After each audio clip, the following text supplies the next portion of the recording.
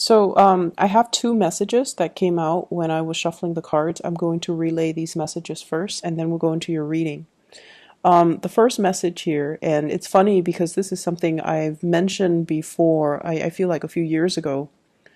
You guys are like the Aquarius of the earth signs. You have a really big heart, and I feel like, in a way, kind of similar to the Aquarius. You have this ability to detach, loving somebody from a distance, loving somebody from afar.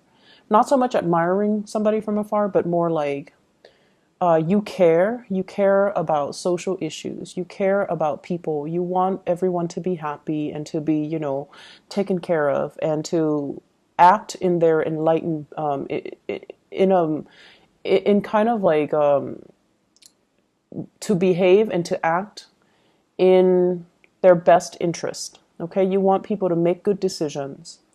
And I feel like your loving detachment, it's almost like showing up as the high priestess, where she is very caring, but she doesn't impose her wills, her beliefs on other people. And yes, when you do love somebody, children, your kids, your partner, your friends, you can only give so much of yourself. You're not emotionally too caught up in their issues, in their drama, in their troubles, okay? And in a way, it's a very admirable trait, because people, issues, and things that people do don't really detract you from your emotions. So it's like you're not emotionally destabilized as a result of of the things that other people do. Yes, you do get frustrated, but it doesn't show on your appearance. So you know how to, deal with people with a poker face. And then I also feel like, you have the same sense of Aquarius detachment, where if somebody, even if you love them, if they repeatedly make the wrong mistakes, or make, the bad choices in their lives, or if they behave in a way that you don't approve of, you don't confront them. You just kind of cut them off. You just start detaching, start moving away, and eventually you stop caring about them. Okay, so it's almost like that switch that you can easily turn on or off depending on how the other person treats you. And so, in a way, I feel like, you guys are like the Aquarius of the earth signs. Aquarius and Virgo, the energy is very good for compatibility, this loving detachment. And Aquarius and Virgos, when they get in relationships, conversations flow really, really smoothly. You guys have the same, almost like identical values. But in a couple relationship, the romance, the passion, the chemistry might not be long-term sustaining. It might not be felt, mainly because you both are very detached. And the reason that I bring that up is it serves as a lesson learned from the Aquarius playbook. Okay, Aquarius have been dealing with a lot of disappointments in their relationships, mainly of their inability to truly connect to another person. And then I feel like, along the same lines, you and Aquarius, you might be a little bit severe with the way in which you behave with other people, where the emotions is like a switch. You can easily and readily turn it on or off depending on the way the person treats you. And so I feel like it serves you well. It makes life less complicated for you. But at the same time, I definitely feel like a lot of people don't understand you, and a lot of people question, they definitely don't question your sincerity, your kindness, but they also kind of don't understand how you're able to love, but at the same time become so detached. Okay, so it's like loving detachment. It's something that you have, mastered. And so it can be a double-edged sword, but I feel like, it's a strategy that you have developed as self-preservation so that other people's problems don't become your problems, so that other people's bad decision-making skills don't aggravate you or frustrate you. You feel it, but, it's just like, well, that's their life. They're going to continue to make bad decisions, and I'm going to remove myself from it. So it's self-preservation from your end, not wanting to associate with people that you feel are off track, okay? The second message that I have coming into the picture here is your ability. I feel like you and the Aquarius people, you both have very, very high standards when it comes to love and relationships. You want a partner that you can truly admire and look up to. You want a partner that is, of course we all want perfection, but I feel even more so with you and the Aquarius people. You want a high-minded type of a relationship partner. You want somebody that has heart and soul, and you want someone who's very, very kind, okay? Like a compassionate, a really, really good-hearted type of a person. There are lots of nice people, but finding someone who's truly thoughtful, understanding, loving, kind, genuinely kind, giving with no strings attached, I feel like, that's what you're after. And unbeknownst to them, that's what the Aquarius people are after too. But anyways, this is your reading. So let's go into your reading. The partner that you're dealing with, or the love interest that you're dealing with, you have somebody in your midst who is very genuinely just, they're very, very kind, okay? And kindness comes with pitfalls. You are very kind, but you know how to detach. The person that you're dealing with, they're very, very kind, and they let things get to them because they're a bleeding heart. They care about, abandoned puppies. They cared about abandoned children. They care about that anonymous homeless man, sleeping on the ground down the street. They care about everybody on a very deep, intrinsic human level. They want everybody to do well. And in a way, they might even give a lot of themselves to charity. They might do a lot of community service. They're just a bleeding heart. They can read like a really sad story on the news and they can sob uncontrollably. And then they can, dwell on it and tell you, life is so unfair. Why are these bad things happening to just good people? So like they're just a bleeding heart, and they don't really, in a way, not that they're naive or idealistic, but they believe that, things should be better, that we don't have to treat each other like this. And so just imagine if you're dating somebody like that, or if you're interested in somebody like that who dwells on all the negative things, It can be very, very emotionally taxing, right? But you have somebody in your midst who is a really good, kind soul. The person that you're dealing with here, we have the Queen of Cups. This is a water sign: Pisces, Cancer, Scorpio. And if this is not a water sign that you're dealing with, this is somebody that cares about people on a very deep level, where they get suckered in by a sob story, or they kind of repeatedly help others. They come to the rescue of other people. They try to help other people. But in the process, they might be enabling that bad behavior. Okay? And so I feel almost like you like everything about them. They're a really good, kind person. But you do have certain critiques about the way they behave. And you feel like they need to learn to lovingly detach themselves so that other people's problems don't become their problem. And the person that you're dealing with as well, the way that you feel about them, we have the Temperance card. And the Temperance card is like a mixture of exasperation, but love, okay? So I feel like you care about this person. You want them to go places. You want them to succeed in life. You want them to be well. But there's something about them where they get emotionally destabilized very, very quickly.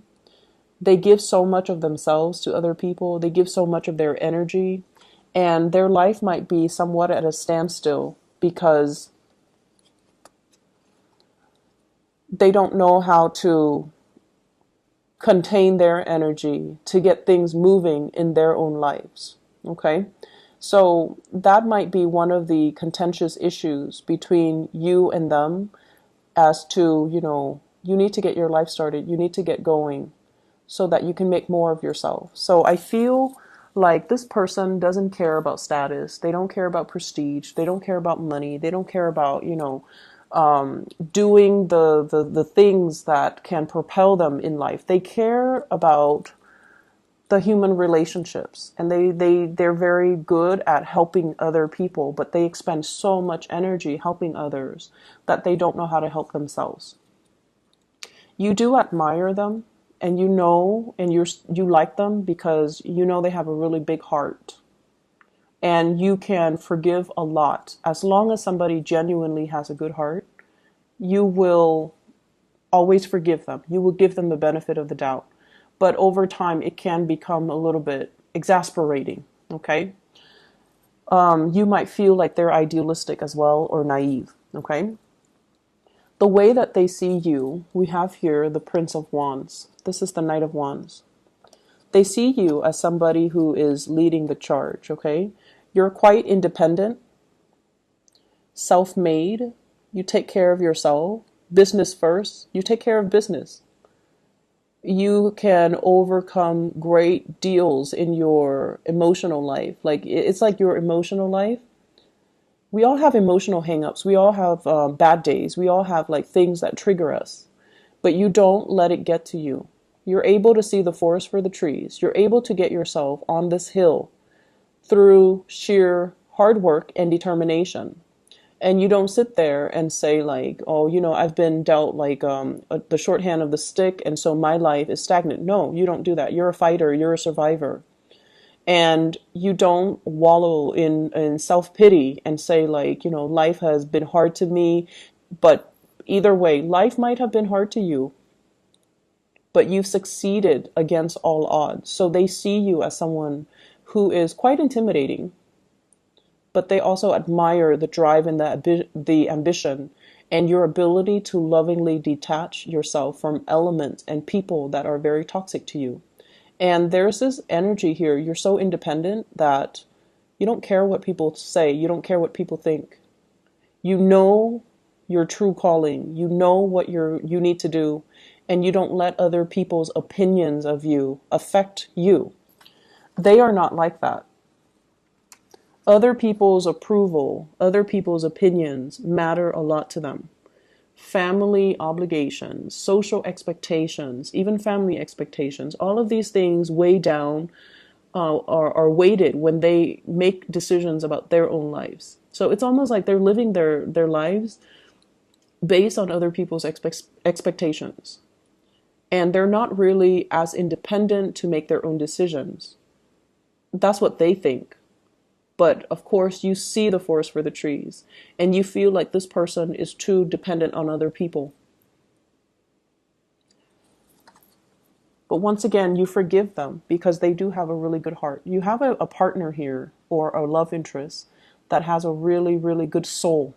Okay, their soul resonates with yours.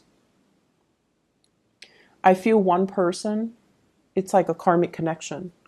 One person is in the other person's life to teach them about unconditional love, to teach them to be less picky, Virgo, maybe. Maybe they're here to teach you to be less picky. Maybe they're here to teach you to be more other-oriented.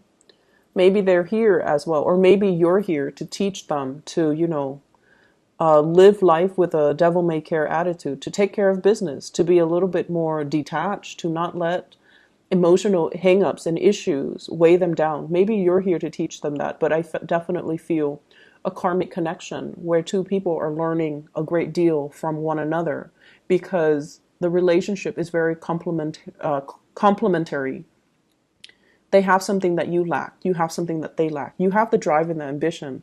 They have the heart and the soul. Not that you're not compassionate or loving, but I feel like the blending of the energy can create a really good union or even a good business partnership if you choose to partner up with them. What's in the center, the outcome for this relationship? I have here the Ace of Cups. This is really beautiful. So there is a coming together, an expression of love, and the beginning of something amazing between the two of you. And I feel it's because you admire the other person's compassion. They admire your drive and your ambition. And so together you see really, really valuable things in your partner that you are lacking, that they are lacking. And as a result of it, there's mutual love and respect seen here. When I shuffle the cards, the Death card also came out here with the Ace of Cups. And the Death card is almost like that transformation. It might have started out with mutual friendship or admiration, and it's grown into a very pure love where you want them to be well. And then they might have started out admiring you, and now they're like, I really, want that Virgo person to be well. And so there's a really strong connection between you and another person, and you definitely should pursue it. I see them as somebody who's a little bit more receptive. Okay, they don't really take initiative, it seems. And that might be a cause of frustration from your end. They don't really take initiative. The water energy is a very receptive energy, especially with this Queen of Cups. It's somebody that is like, they're very emotionally expressive. They're very emotionally intelligent. They know what they feel at all times. But in terms of actions, getting things started, getting things moving, they drag their feet. So in order for these things to take off, you kind of need to, take the initiative. The way they feel about you, we have here the Six of Wands. This is them coming towards you, overcoming their emotional reservations to come towards you. This person is jumping over this crevice that's filled with water, overcoming their emotional hangups, overcoming their emotional issues in order to charge ahead and move towards you. I did the reading for Aries. If you have Aries in your chart, you might want to watch that. If you're dealing with an Aries, you might want to watch that, because this is you waiting for them to get their career started, waiting for them to overcome their hang-ups, to overcome the stalled energy, to overcome their inability to move things along. You're waiting very, very patiently.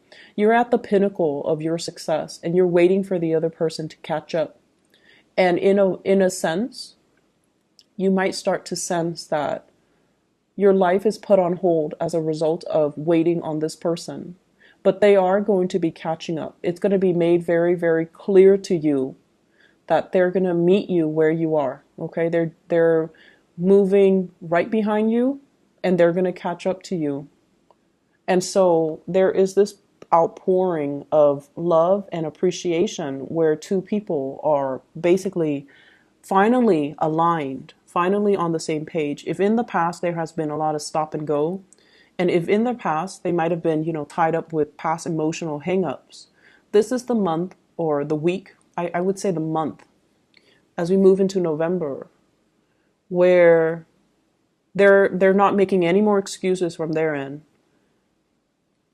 They see you drifting away. They don't want to lose you, and they're more they're taking more initiative to come towards you. Okay, so you're getting what you want pretty much. The Death card, once again, it deals with the moving away from old ways of doing. They're trying to be, I want to say, like, they're trying to contain their energy.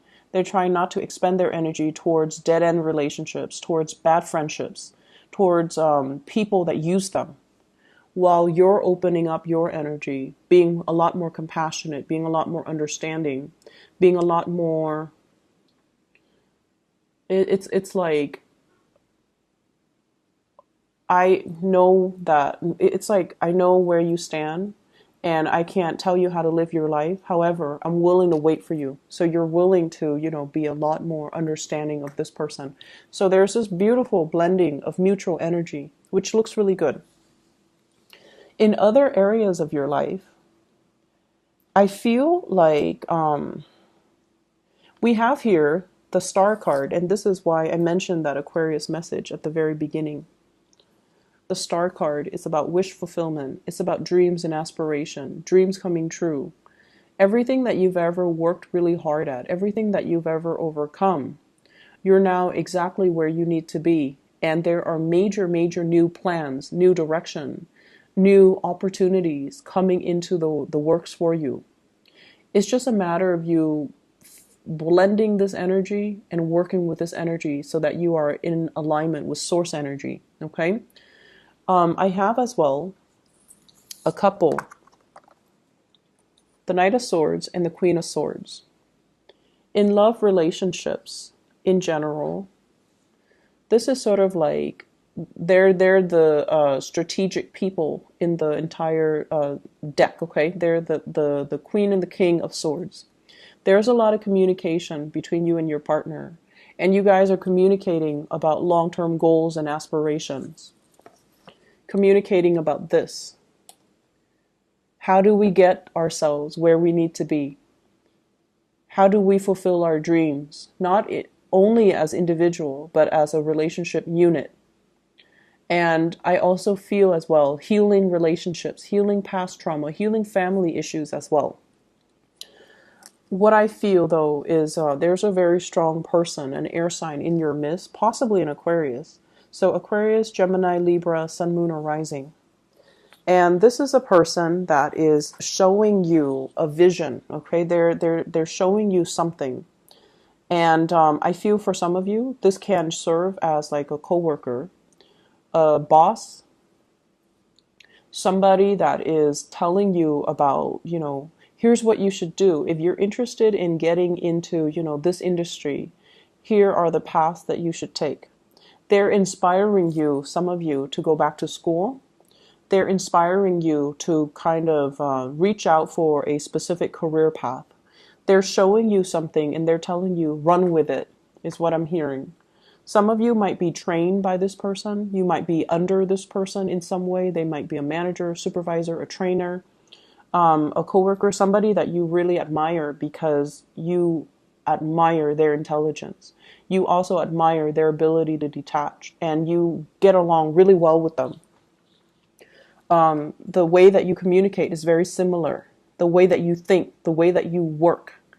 And, Virgos, you guys have a reputation for being workaholics. This person might also be a workaholic. But either way, you've got somebody on your side who's going to show you ways to do things, who is also going to show you some major, major breakthroughs that can be had in your career. They can point out, hey, there's this job listing. You should apply for it. And you're like, no, because, in the past, you've always had this energy where you're like, I'm not sure if I'm good enough. And this person's like, yes, you're good enough. You should apply for it. And they're giving you that nudge and that push to move you along. And what I have as well is I have here the Five of Wands. This is a card about competitors and competition. This is a card overall about having to defend our beliefs, okay? And communicating with people who don't understand us. And, don't you hate it when you're at work and you're just working? You're doing what you're paid to do. And then somebody comes up to your desk and they're like, Virgos, you're working so hard. And they meant it as a compliment, but it sounds very annoying, right? And you might have dealt with people like that. They dilly-dally. They don't really get things done. They get involved in office gossip. They add fuel to the fire. And they don't do what they're supposed to do. And it aggravates you.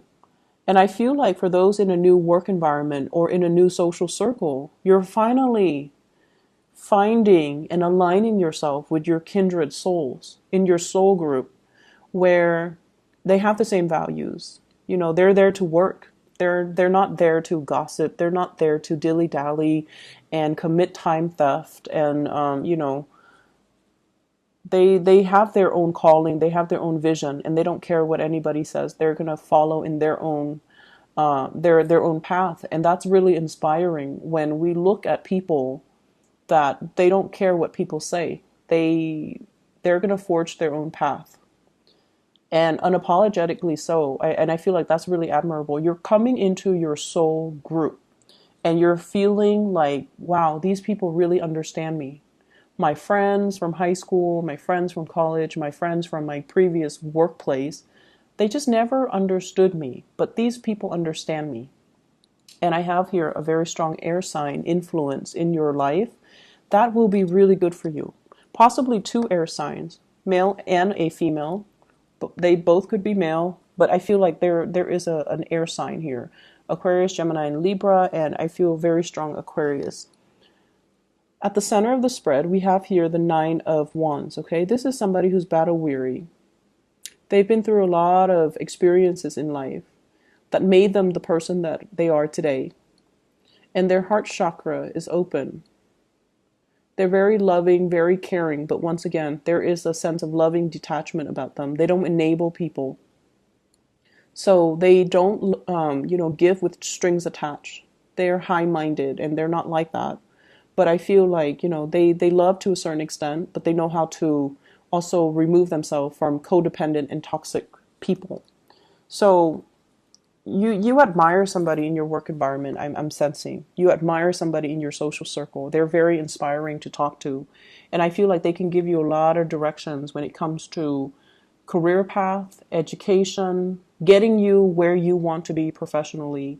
I see somebody, if you were to ask, somebody for a letter of recommendation or even a recommendation, or to even sit and have a conversation with them and pick their brains and ask them, this is what I want. I want to be at this place in 5 years. What do you suggest that I do? They're going to give you really good advice. Okay?